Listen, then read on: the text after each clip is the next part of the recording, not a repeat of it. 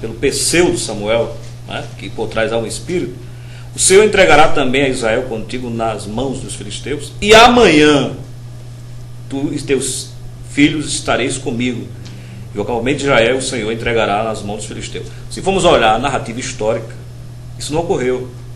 Então só isto aqui já prova que aquele ser que foi visto na narrativa como Samuel, que não era Samuel, ele, dentro do que ele falou, esta profecia aqui não se cumpriu. Então Deus não se equivoca. Uma das comprovações, pastor Altair, pastor Cleudemir, evangelista Trajano, de que a Bíblia é verdadeira e as profecias de Deus, porque as profecias de Deus se cumprem cabalmente, né?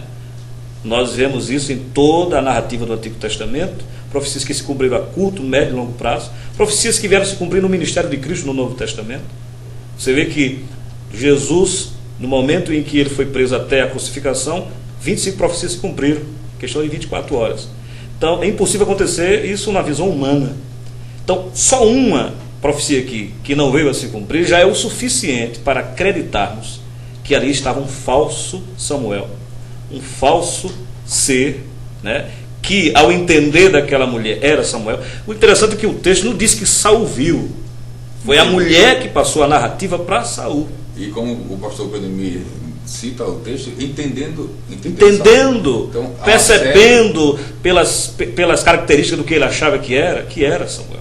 E eu seria até mais contundente, pastor Dário, mesmo que as pseudo-profecias se cumprissem, o cumprimento de uma profecia não legitima a ação de Deus por trás. A autoridade e a veracidade do profeta.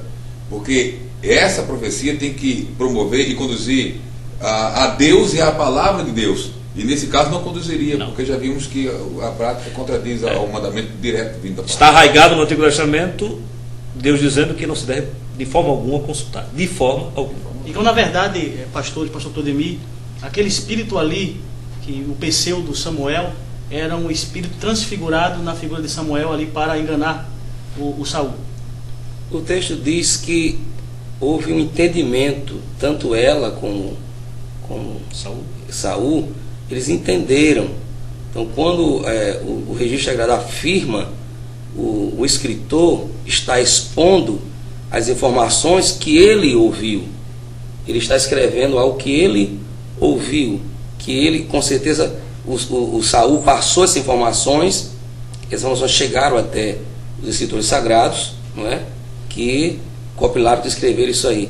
Então é normal, quando você vai contar uma história, se contar aquilo que se ouviu, da maneira que se chegou às informações, entendeu? Então o texto diz claramente, entendendo Saul.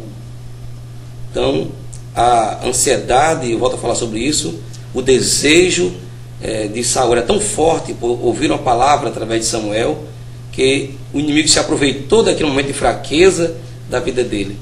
E lembrando que o inimigo, com a sua grande sabedoria, ele usa a lógica. Então havia uma guerra, havia com certeza lógica dos acontecimentos que se seguiriam, porque a guerra estava perdida. Saul estava sem o seu maior general, que era Davi. A guerra estava praticamente já perdida. Então ele estava um homem sem saída, um homem sem direção. E quando um homem não tem direção, ele facilmente acredita naquilo que melhor lhe convém. Então era conveniente para Saul ouvir a voz de Samuel. Então ele, a sua própria mente, assimilou com muita facilidade aquilo que o inimigo estava colocando diante de seus olhos. E isso acontece no dia a dia com muitas pessoas. Lembrando, como o pastor Altair colocou, que esses espíritos malignos estão entre nós, estão entre a sociedade. Então, quando ele percebe que a pessoa tem uma inclinação para acreditar naquilo, então a tendência daquele espírito maligno é conhecer o dia a dia daquela pessoa. Então, quando uma pessoa consulta esse tipo de pessoas e a pessoa coloca em pauta alguma coisa, talvez até um segredo íntimo, era um segredo íntimo para aquela pessoa, mas o espírito maligno, que existe milhões de espíritos malignos atuando neste mundo aí, então eles estão ali captando o que aquela pessoa está fazendo, observando as atitudes daquela pessoa, que amanhã pode expor isso. Então aquela pessoa que não tem esse conhecimento, não tem essa iluminação pela palavra de Deus, a tendência de, primeiro, acreditar naquilo que está colocado diante dela. Então é interessante nós entendermos que os espíritos malignos estão no meio da sociedade, provocando algumas coisas e captando algumas coisas. E na hora certa, para enganar determinadas pessoas, ele vai usar essa habilidade, esse conhecimento que ele teve previamente para tentar enganar aquela pessoa, e infelizmente tem enganado a muitas pessoas. Partindo do que o pastor Claudemir falou agora, e o pastor de antemão falou isso para a gente, a questão da imitação, da questão gestual, da questão verbal, do espírito maligno para enganar e assim levar as pessoas para longe de Deus, né, pastor? Inclusive até tem pessoas que recebem espírito e pintam, dizendo que está pintando aquele quadro, baseado até no traço de um grande pintor.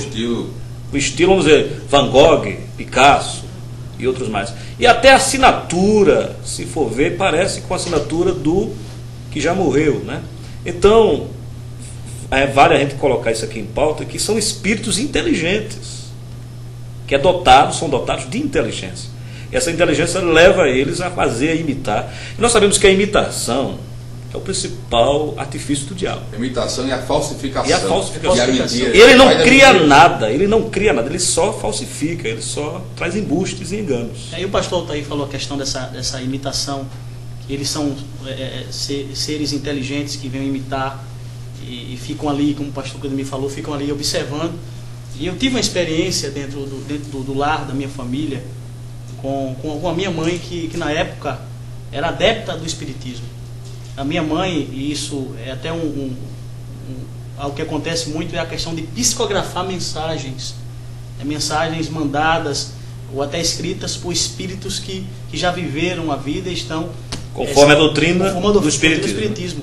E ali eu via e cheguei a presenciar muitas vezes pessoas visitarem a minha mãe procurar um lá espírita ali para psicografar pseudas mensagens daqueles que já morreram e tal. Mas depois de ter o conhecimento bíblico, a gente vê que o inimigo da nossa alma é aquele que está para enganar, como o pai falou, que falsifica, né, o desejo. Inclusive a caligrafia. A caligrafia, é bom frisar isso. Eu gostaria que o senhor falasse também, pastor, com a ênfase maior sobre isso e falasse para o público.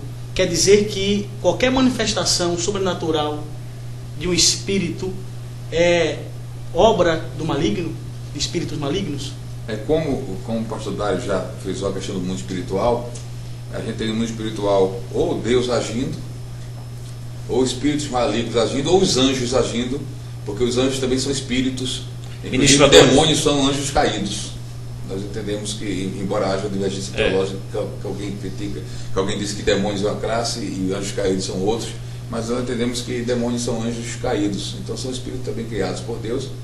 Então, no mundo espiritual há espíritos que agem, que se manifestam, que se revelam, e para você discernir a origem, a procedência de uma ação desses espíritos que agem no mundo invisível, você precisa analisar a ação desse espírito à luz da Bíblia. Inclusive o pastor está aí em capítulos 12 de 1 Coríntios, diz que dos dons dados à igreja, ao corpo de Cristo, um deles é o de discernir espíritos. É isso? Para saber de que espírito vem aquela mensagem. Há a possibilidade do próprio Satanás se transfigurar como um anjo de luz. Então há toda essa possibilidade de manipulação. Por exemplo, no Antigo Testamento nós vamos ver, inclusive vamos ver no Novo, a aparição de anjos. Mas em especial no Antigo Testamento, anjos que aparecem em forma humana. Forma corpórea. Corpórea e humana. A questão de Abraão ali. Exatamente. Então, por exemplo, não há nenhum lugar na Bíblia que nos diga que com a queda dos anjos, que eles perderam essa capacidade de transfigurar. Sim. Então, quando alguém diz hoje, eu vi um ente querido meu que já morreu, de duas, ou é uma ação da mente do indivíduo, algo do psique humano, ou uma ação espiritual. Algo que venha, são essas duas possibilidades, então. Ou algo do psique humano, ou que venha da origem como espiritual. O tempo é pouco, né? A gente sabe, permita o nosso evangelista, ele coordena aqui a discussão, e a questão do Monte Tabor, né? Ou seja, da revelação da transfiguração. Está, fechar isso aí. Capítulo 17 de Mateus. Porque enquanto lá em Samuel a doutrina espírita vai buscar respaldo para a possibilidade do contato, em Mateus 17 que eles vão buscar a legitimidade do contato.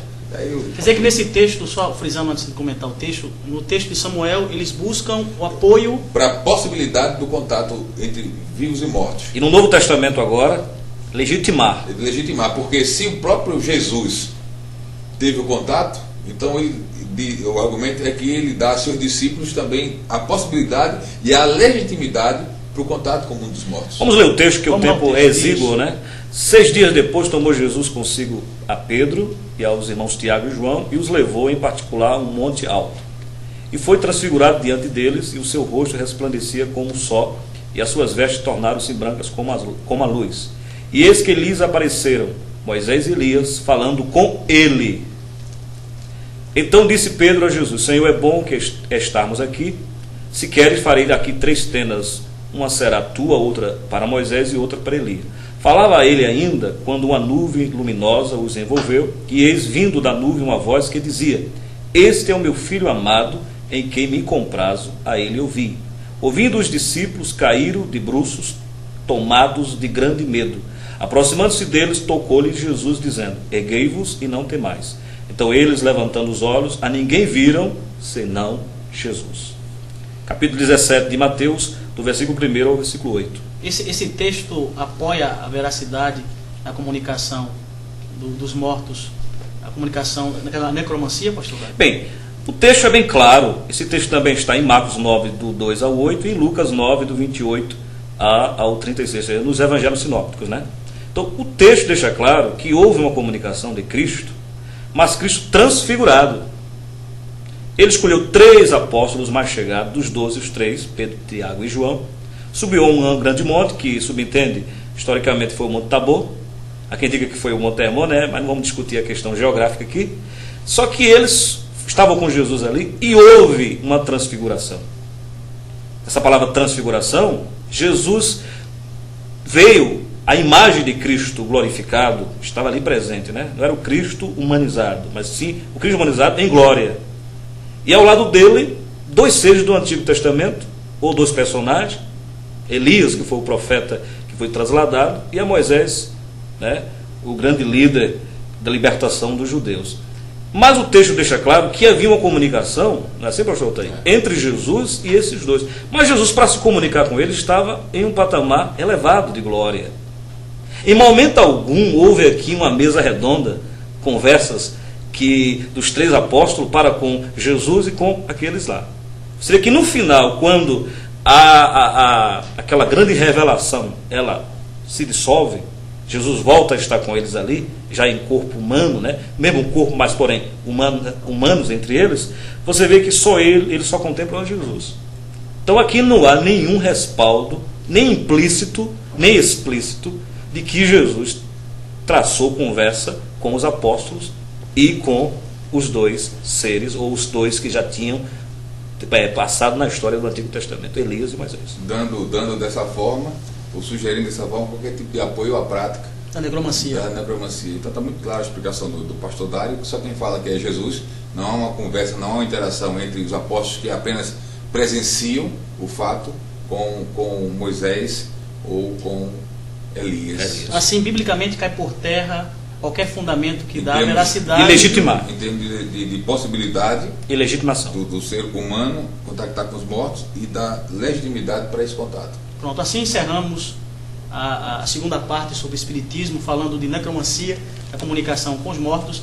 Eu gostaria de convidar mais uma vez os pastores para participar conosco, para falarmos sobre a reencarnação, que é outra base doutrinária do Espiritismo. As pessoas podem ter liberdade de serem e de seguirem o que quiserem. Agora, o que não podem é dizer que uma coisa é algo quando não é. Então, qualquer indivíduo humano pode seguir a religião que bem entender. Agora, você não pode dizer que aquela religião é o que na realidade ela não é. É o que estamos tentando mostrar aqui. Que o Espiritismo não é o que se diz ser.